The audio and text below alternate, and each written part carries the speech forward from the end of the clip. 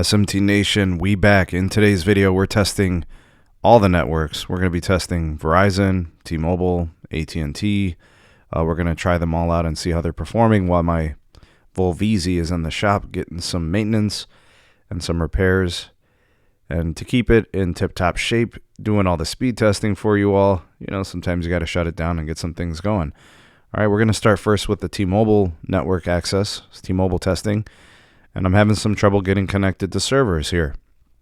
All right, so I'm not really sure exactly, what was happening. But, it did show that there was a 5G signal. And I just tested this exact site. I'm in Rocky River, Ohio, just so you guys know. I was testing the Buffalo Wild Wings. I don't know if you guys remember that video, but the carriers did great there. T-Mobile was getting, 500, 600, 700 megabits per second down. They were getting upwards of 100 megabits up. Verizon was doing pretty good too. But again, and AT&T was doing great as well. So anyways, I'm back kind of like in the same vicinity. I'd be on a different sector, but it would be in the same region connecting to the same rooftop sites. And of course, that was in the evening. Now we're in like the middle of the day on the weekend. So it's a little bit different scenario, I suppose. Different traffic patterns, different time of the day.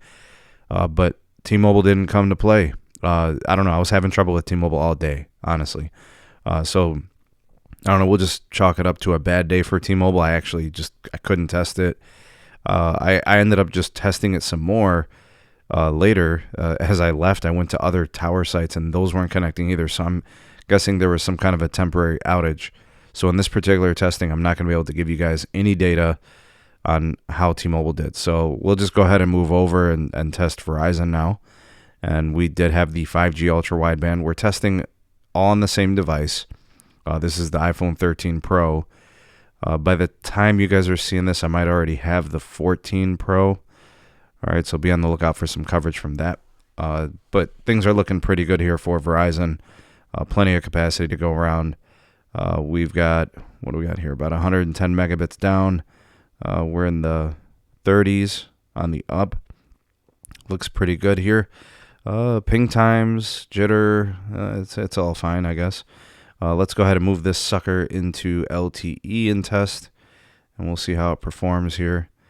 I expect it to be decent. I don't think it should be too bad. 46 ping. It's not bad, right? Not the greatest, but it's okay. All right, so we're in the 40s for the downlink, and that's usable, definitely usable. If you're listening to music, if you got your favorite podcast on or something, or even if you're watching a show, you can get high definition, plenty of throughput there. All right, so we got 52 megabits down. We've got about 24 megabits up. Pretty good for LTE as well. It's fine.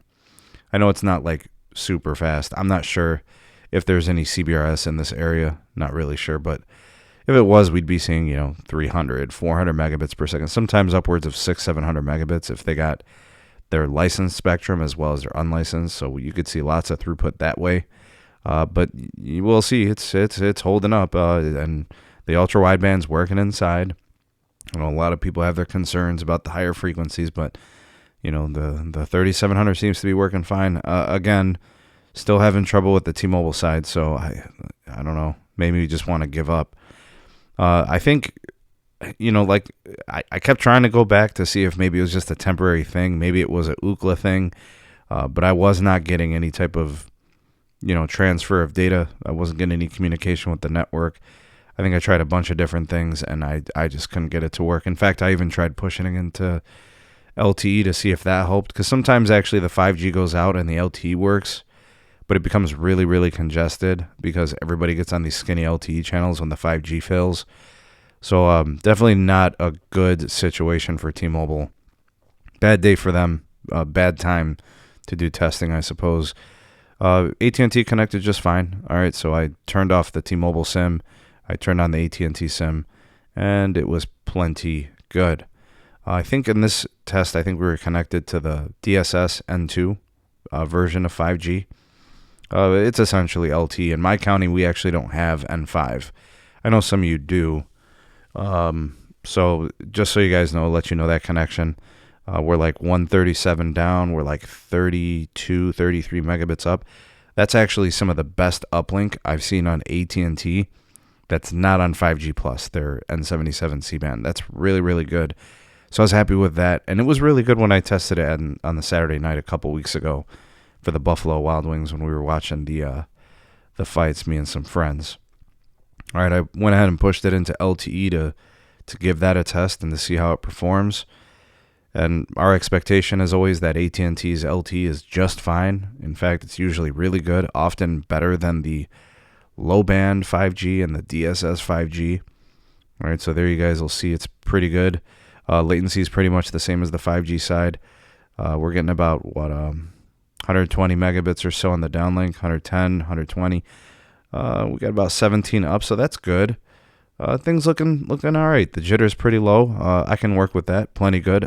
I think AT&T has great plan access, so it's nice you get to use all that for whatever you want to do. If you want to watch quad HD video, 4K video, you can. If you want a hotspot, you can, right? They got plenty to go around. And they got very good access and excellent plan features. So really, the only trouble I had pretty much in the whole testing was just the T-Mobile side. And I don't really have an answer for you. I was never able to actually figure out if it was like a city-wide outage, market-wide outage. I ended up just basically trying to test it from, to see if it was just tower-related. But when I did go to neighboring cells, second one over, third one over, still having the same trouble. So this was, I guess we'll call it a technical outage per se, only because I wasn't just isolated to one tower. And I don't know when it was restored that day or not. I just kind of gave up. I think I ended up just leaving the T-Mobile SIM off and leaving on the AT&T SIM. And of course, Verizon's on there as well. So I had backup plans. It's nice being able to have multiple lines of access. So if something like this does happen, you have a backup plan. And I know not everybody can do that. So oftentimes the best decision, folks, is to choose the carrier that is the most reliable. I know a lot of people will cut corners and a lot of people will try to save $1 here and there. And I can respect that. I get that. But sometimes it's just not worth the trouble and you need to get the most reliable carrier. So hopefully you guys are able to make that decision based on your market and where you use your phone. Choose the most reliable carrier because you can see they can go out at any time. And, hey, maybe T-Mobile is the most reliable carrier for you. That's the one you got to go with, right? Or maybe AT&T is the most reliable carrier for your market. That's the one you got to go with. But you guys can see that's how it works. Your network is only as good as it is when it's available. If it's not available, it's no good, right? So anyways, comment down below what you guys think of the testing and the situation. Again, I was at the Firestone in Rocky River, just so you guys know where it's at. It's like Center Ridge and Wager, West 210. Like, share, subscribe for more. Turn on the bell notification icon to never miss an upload. Links in the description for my Twitter, my Gmail, and my Patreon page. Thanks again for watching. See you all on the next one. Peace.